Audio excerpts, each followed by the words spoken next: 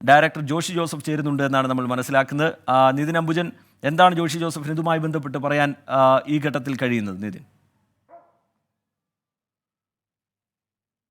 രജിത്ത്, എന്തായാലും ശ്രീലേഖ മിത്ര 24-നോട് ഗുരുതരമായ ഒരു ആരോപണമാണ് ഉന്നയിച്ചത്. 2009-ലെ തനിക്ക് നേരിട്ട ഒരു ദുരനുഭവം അത് ഇന്ന് വെളിപ്പെടുത്തി 24-നോട്. എന്തായാലും ശ്രീലേഖ മിത്ര വ്യക്തമാക്കിയത് ജോഷി ജോസഫ് എന്ന ഒരു തന്റെ സുഹൃത്തും അതോടൊപ്പം തന്നെ ഡോക്യുമെന്ററി സംവിധായകൻ, എഴുത്തുകാരൻ എന്നിവർ ഇയാളോട് ഈ വിവരമെല്ലാം തന്നെ പങ്കുവച്ചു എന്നാണ്. എന്തായാലും ഇപ്പോൾ 24-ഒപ്പം ജോഷി ജോസഫ് ചേരുകയാണ്. എന്താണ് അന്ന് ശ്രീലേഖ മിത്രയ്ക്കുണ്ട ഒരു ദുരനുഭവം? ഞാൻ കൊച്ചിയും കൽക്കട്ടയുമായിട്ട് ഷട്ടിലടിക്കുന്ന സമയമാണ്, ഇപ്പോഴും അങ്ങനെയാണ്. അപ്പോൾ ഇവിടെ ഈ വീട്ടിൽ ഇന്ന് കാലത്ത് വിളിക്കുമ്പോഴത്തേക്കും ശ്രീലേഖ പറഞ്ഞ് ഞാൻ കൊച്ചിയിലുണ്ട്, ശബ്ദം പതറിയിരിക്കുന്നു, ക്യാൻ യു പ്ലീസ് കം എന്ന് പറയുന്നു. ഞാൻ അവരുടെ DDNSൻ്റെ അപ്പുറത്തുള്ള ഒരു ഹോട്ടലിൽ അവർ പോയി, ഓട്ടോറിക്ഷയിൽ പോയി അവരെ ഐ വാണ്ട് ടു എസ്കേപ്പ്.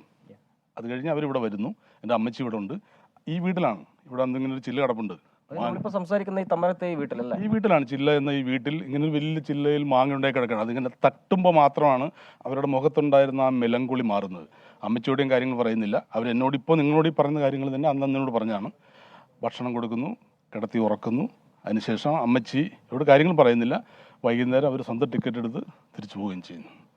അപ്പോൾ അന്ന് ഈ ശ്രീലേഖ മിത്ര എന്താണ് അന്ന് ഹോട്ടലിൽ സംഭവിച്ച സംഭവങ്ങൾ എന്ന് വിശദമായി പങ്കുവച്ചിട്ടുണ്ടാവും? വിശദമായെന്ന് വെച്ചിട്ടുണ്ടെങ്കിൽ ഇവർ തമ്മിൽ ഡിസ്കഷന് വേണ്ടി നിൽക്കുമ്പോൾ ഈ ബംഗാളി സ്ത്രീകൾ സിഗരറ്റ് വലിക്കുക എന്നത് അവർ എല്ലാവരും വലിക്കുന്നതല്ല, സിഗരറ്റ് വലിക്കുന്നതിൻ്റെ സിഗ്നലായി മലയാളി ഞാൻ അവൈലബിൾ ആണ് എന്ന് നിങ്ങൾ ധരിക്കുന്നുവോ എന്ന് എന്നോട് കൂടി തട്ടിക്കയറുകയാണ് ഉണ്ടായത്. കാരണം ഞാനാണ് അവരെ ഇവിടെ കൊണ്ടുവരാൻ വേണ്ടി ശങ്കർ എന്ന് പറയുന്ന അസോസിയേറ്റ് ഡയറക്ടറുമായിട്ട് ബന്ധപ്പെടുത്തി കൊടുക്കുന്നത്. അപ്പോൾ അദ്ദേഹം അവരിപ്പോൾ ഈ പറഞ്ഞ കാര്യങ്ങൾ അവരെ ടച്ച് ചെയ്യുന്നതും ഇനപ്രോപ്രിയേറ്റായി, ഞാനതിൻ്റെ വിശദാംശങ്ങളിലേക്ക് പോകുന്നില്ല, ടച്ച് ചെയ്യുന്നതും അപ്പം തന്നെ അവർ ശങ്കറിനെ വിളിച്ച് പറയുന്നു ഞാൻ ഈ സിനിമയിൽ നിന്നും വാക്കൗട്ട് നടത്തുകയാണ്. അപ്പോൾ അതാണ് ഉണ്ടായത്. അല്ലാതെ ഇപ്പോൾ ഈ പറയുന്ന രഞ്ജിത്ത് ഒരുപാട് നല്ല കാര്യങ്ങൾ ചലച്ചിത്ര അക്കാദമിക്ക് വേണ്ടി ചെയ്തിട്ടുണ്ട്. പക്ഷേ ഇത് പഴയ പാപം, കർമ്മം എന്ന് പറയുന്നത് ഒരിക്കലും വിലാസം തെറ്റാതെ തിരിച്ചു വരുന്നതായിരിക്കും. ഈ സംവിധായകത്തിന് മാത്രമല്ല ഈ ഗുരുതരമായ ഒരു ആരോപണം വന്നിരിക്കുന്നതല്ലേ? അതെ അതെ, അത് അന്ന് ഇത് അറിയാവുന്ന കുറച്ച് ആളുകൂടെ ഉണ്ട്. ഇതിനെക്കുറിച്ച് ഞാൻ പറഞ്ഞ് എഴുത്തുകാരി KR മീരയ്ക്ക് അറിയാം, സാമൂഹ്യ പ്രവർത്തകൻ ഫാദർ അഗസ്റ്റിൻ പട്ടൂലിക്ക് അറിയാം. അപ്പോൾ അവരെല്ലാം ഇത് അന്ന് തന്നെ ഒരു ഇഷ്യൂ ആക്കണമെന്ന് വിചാരിച്ചിട്ട് ശ്രീലേഖ മിത്രയെ കോൺടാക്ട് ചെയ്തതാണ് എന്നിലൂടെ. അന്ന് എന്തുകൊണ്ടോ അവർക്ക് ഇതിനുള്ള ധൈര്യം ഉണ്ടായിരുന്നില്ല. അതിപ്പോൾ ഈ ഹേമ കമ്മിറ്റിയൊക്കെ വന്നതിന് ശേഷമാണോ ഇങ്ങനെ ഒരു ധൈര്യം ശ്രീലേഖ മിത്രക്ക് തുറന്നു പറച്ചിലിന് അത്ര ധൈര്യം ഉണ്ടായത്? അതിനുശേഷം ഇന്ന് ബന്ധപ്പെട്ടിരുന്നു 24-ലെ വാർത്ത പങ്കുവച്ച ശേഷം? അതെ അതെ അതെ, അതുകൊണ്ടായിരിക്കണം. നമ്മൾ ഇതൊരു മാന്ത്രികമായിട്ടുള്ളൊരു സ്പേസ് ആണല്ലോ. അപ്പോൾ ഇന്ന് ജോയ് മാത്യുവിൻ്റെ ഇൻ്റർവ്യൂ കേട്ടപ്പോഴേ അദ്ദേഹത്തിൻ്റെ ഷാർപ്പ്നെസ് കുറഞ്ഞിരിക്കുന്നു, ശ്രീലേഖ മിത്രയുടെ ഷാർപ്പ്നെസ് കൂടിയിരിക്കുന്നു. അപ്പോൾ ഇത് ഒരേ ഇൻഡസ്ട്രിയിൽ തന്നെ കാണുന്ന ഒരേ കാര്യത്തെക്കുറിച്ച് കാണുന്ന, പണ്ട് ദിലീപിൻ്റെ വിഷയം ഉണ്ടായപ്പോഴത്തേക്കും ജോയ് മാത്യു ഇങ്ങനെയല്ലേ പറഞ്ഞത്, അഭിനേതാക്കളുടെ സംഘടനയാണ് അമ്മയെന്നാണ്. അപ്പോൾ നമ്മൾ അധികാര സ്ഥാനത്ത് വരുമ്പോൾ ഉണ്ടാകുന്ന അധികാരം, എന്തിൻ്റെ അധികാരമാണെങ്കിലും മാറ്റങ്ങൾ ഒക്കെയാണ് ഈ കാണുന്നത്. പിന്നീട് ഈ ശ്രീലേഖ മിത്രയ്ക്ക് മലയാളത്തിലുള്ള അവസരം അങ്ങനെ വല്ലതും ഉണ്ടായിരുന്നോ? അതുമായി ബന്ധപ്പെട്ട് എന്തെങ്കിലും ഒരു സംസാരം ഉണ്ടായിരുന്നോ? അപാര നടിയാണ്. അന്നെങ്ങാം അവരിത് മലയാളത്തിൽ വന്നിരുന്നെങ്കിലുണ്ടല്ലോ, മലയാളത്തിന് ഒരു ഗംഭീര നടിയെ കിട്ടിയാണ്. അപാര നടിയാണ് ബംഗാളി സിനിമയിൽ. അതിനുശേഷം അവിടെ ഉണ്ടായിരുന്ന പ്രസഞ്ജിത്ത് എന്ന് പറയുന്ന അവിടുത്തെ സൂപ്പർ സ്റ്റാർ, എന്നെ ഒരു 3-4 കൊല്ലം മുമ്പ് സൂപ്പർ സ്റ്റാർ ഇതുപോലെ അപമര്യാദ പെരുമാറിയപ്പോൾ അവരുടെ പീക്കിൽ ക്വിറ്റ് ചെയ്തു, ബംഗാളി സിനിമയിൽ നിന്നും ക്വിറ്റ് ചെയ്തതാണ്.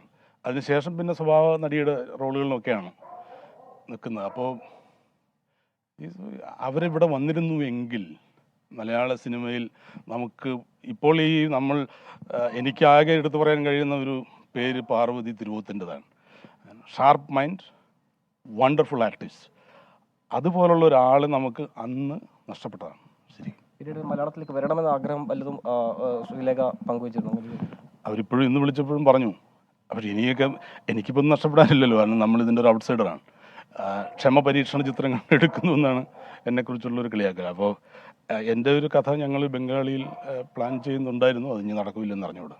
ഇതിലും അന്ന് തന്നെ ഒരു പോലീസിൽ പരാതി നൽകാനുള്ളൊരു തീരുമാനം, അങ്ങനെ ഒരു നടപടിയിലേക്ക് അവർ പോകാൻ ശ്രമിച്ചിരുന്നോ? എന്താണ് അന്നത്തെ ഒരു മാനസികാവസ്ഥ അവരുടെ? ഇല്ല ഇത് പുറത്ത് പറയാൻ പോലും തയ്യാറായിരുന്നില്ലല്ലോ. എന്നോട് പറഞ്ഞത് ഞാൻ അവരെ പോയി അവിടെ നിന്ന് രക്ഷിച്ചുകൊണ്ട് വന്നുകൊണ്ട് മാത്രമല്ലേ. അതിനുശേഷം ഇന്നിപ്പോൾ അവരെൻ്റെ പേര് പറഞ്ഞു.